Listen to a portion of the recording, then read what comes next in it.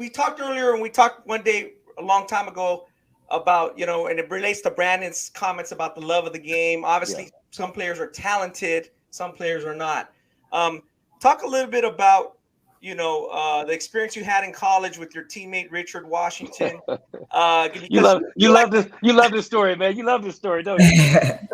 because you played at run, dunk, and shoot. You played in the Drew. You Yeah. played pro-am as much as you could, as the way I know it. When you're 16, Right. 17, 18, you played when you could. So tell us a little bit about the freshmen coming in class. You guys are the first class that's going to play as freshmen, eligible. So you're probably fired up. And then you had a great recruiting class. So tell us what happened. Yeah, number one recruiting class in the country. But so I played with a great player.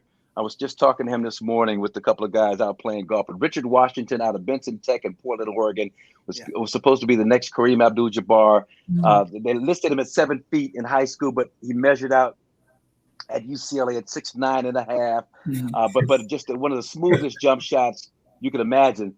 His sophomore year had 27 against Louisville in the semis, 28 against Kentucky, was the most outstanding player in the Final Four, led us to a championship, hit the game winner against Louisville. So this is going into like our junior year. And so I'm a workout fanatic. I'm on the track in the morning. I had a coach that watched me one day work out at 8 a.m., 10 a.m. In the gym playing at 3 with the guys, running up, getting shots up at 5. And then he said he went to a park across the street from my apartment. He saw a shadowy figure shooting jumpers at 9 o'clock at night. It was me. It was like, Cap, Marcus, is that you? But that's you had to drag me off the court. And so my roommate, Richard Washington, we're roommates for 3 years. Now let me give some context. He's one of the most creative guys I've ever been around. He was doing 3-track recordings. He taught himself to play the guitar, the flute, the kalimba, the drums. He would make this beautiful music. He was an artist. He was he went to a technical school, Benson Tech. So I heard sawing and nailing in the living room of our apartment. And I came back out like 5 a.m. in the morning. He built this elaborate couch, this beautiful couch. I think he ripped off a lumber yard and stole some pillows from the frat house or whatever. But it's this beautiful couch. He was that dude.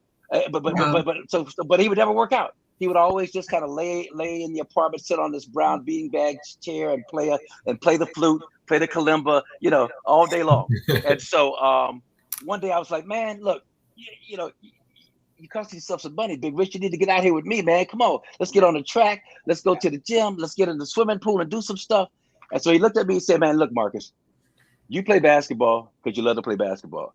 I play basketball because I'm 6'10". And I had to play basketball. I was forced to play basketball. Now leave me the F alone. But I never bothered him again. I understood, kind of his feel. Now you fast forward. This is in college. You fast forward, 5 years. I'm a first team All Pro, perennial All Pro, All Star. He's a journeyman. He's a guy that's struggling to stick with one team and find, real consistent minutes in Kansas City. Played with me in Seattle. Played in Cleveland. And I think a knee injury finally curtailed his career. So, but he's, if you're looking back on it now, if I talk to him now and ask him, does he regret not working harder? He'd probably tell me no, because he wasn't into it like I was into it. And so in terms of what Brandon Jennings is saying, there are some guys who are just not into it on the level that Brandon's into it, the level that I was into it, the level that other guys were into it, and that's okay. I got 5 sons that all played at different levels. I got a daughter, 12, great player now, and I tell people, it's not for everybody. Everybody, different levels of sons that just couldn't commit. My oldest son, Chris, had to drag him off the court. Some of my other sons had other things to do with their time and just weren't as fanatic about the game as we were, or passionate, or whatever the word is. So that's the point, that it's just not for everybody. And that's the same thing I see today with certain players. Sure, there's some guys that don't have that love, that passion that Brandon might have had, but there are other guys, Giannis Antetokounmpo, you got to drag him off the floor.